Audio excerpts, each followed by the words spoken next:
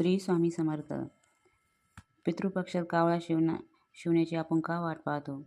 गाईला मागून नमस्कार का करतात? माणसाला दावा तेराव्याला त्यावेळेस का कावळ्याची वाट पाहतो? यमुनेची त्रिश्रद्धा का करतात? दशरथ राजाचे निधन झाले तेव्हा राम, सीता, लक्ष्मण वनवासात होते. त्यामुळे रामाला आपल्या वडिलांचे कोणतेच कार्य करायला मिळाले नाही. रावणाचा वध करून आल्यावर राम राज्यावर बसले. तरीसुद्धा रामाने वडिलांचे कोणतेच कार्य केले नव्हते. एकदा राम व सीता जंगलातून जात असताना एका तळ्यामध्ये आकाशातून फार मोठी वस्तू त्या तळ्यात पडली. राम जवळ जाऊन बघतो तर ते स्वर्गातून पडलेला यक्ष असतो. म्हणजे रामाला सांगतो की दशरथ महाराजांना मुक्ती मिळाली नाही, कारण त्याचे क्रियाक्रम व्यवस्थित झालेले नाही. राम घरी येतो आणि वडिलांची श्राद्ध घालायची आहे याची तयारी करण्याची आज्ञा देतो. ही गोष्ट जेव्हा राजांना कळते, त्यांच्या कानावर पडते, तेव्हा पुरोहित सांगतात, स्वखर्चाने तुम्हाला त्यांचं कमाईच्या पैशाने तुम्हाला क्रियाक्रम करावा लागेल, स्वतःच्या पैशाने तुम्हाला क्रियाक्रम करावा लागेल. तेव्हा पुरोहित म्हणाले रामाला, तुम्ही स्वतःच्या पैशाने त्यांचं स्वपैशाने जर क्रियाक्रम जर केला तरच त्यांना मुक्ती मिळणार आहे. मग महाराजाचा क्रियाक्रम कसा होणार? यमुना नदीच्या किनारी येताच सकाळी राम व सीता किनारी जाऊन बसले. गावात काही मिळेल तर बघत बसले. दुपारची वेळ, बराच वेळ झाला, पण त्यांना काहीच भिक्षा भेटली नाही. इकडं ब्राह्मण बसले होते. राम काही येण्यास रामाला काही मिळालंच नाही. मग मध्यम टळत गेला. सीता चिंतेमध्ये पडली. सीता व ब्राह्मण बसलेले असताना त्यांना वेळेला नदीतून दशरथ राजाचे दोन्ही हात ओंजळून बाहेर येत्या. सीता म्हणते, माझ्याजवळ देण्यासारखे काहीच नाही.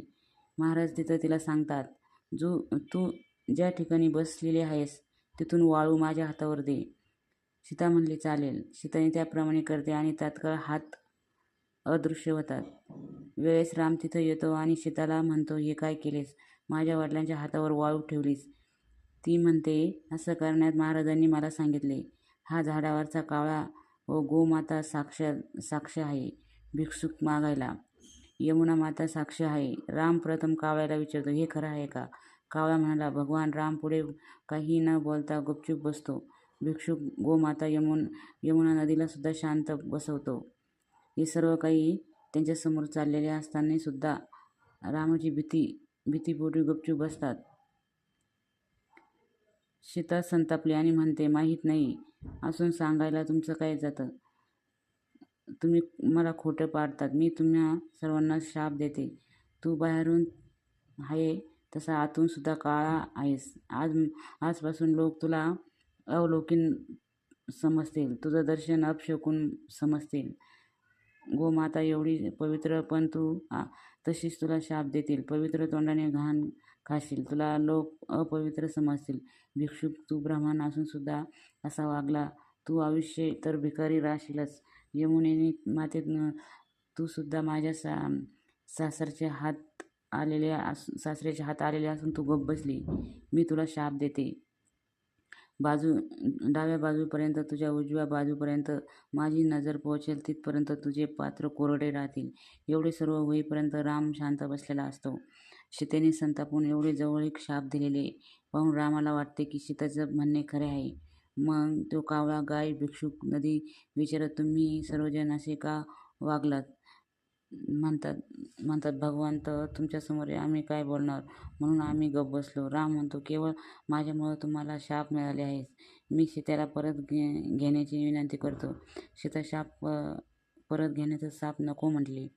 शेवटी राम म्हणतो, यावर उपाय.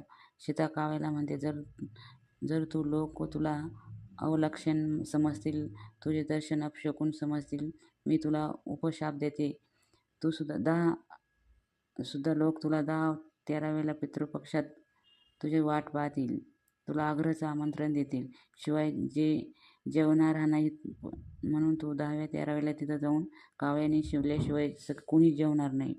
सीता गाईला म्हणते, तू जर तोंडाने घाण खाशील असेल तर मी तुला उपशाप देते की तू सुद्धा तुझी पूजा लोक पाठीमागून करतील, तुला नमस्कार पाठीमागून करतील. सीता भिक्षुकाला म्हणते, आयुष्यभर तू भिक्षा मागशील, पण पण उपशाप देते की तुझ्या घरात लग्न वगैरे कार्याला वेळेस धर्मकार्याला तुला लोक बोलवतील, तुझ्याशिवाय धर्मकार्य होणार नाही.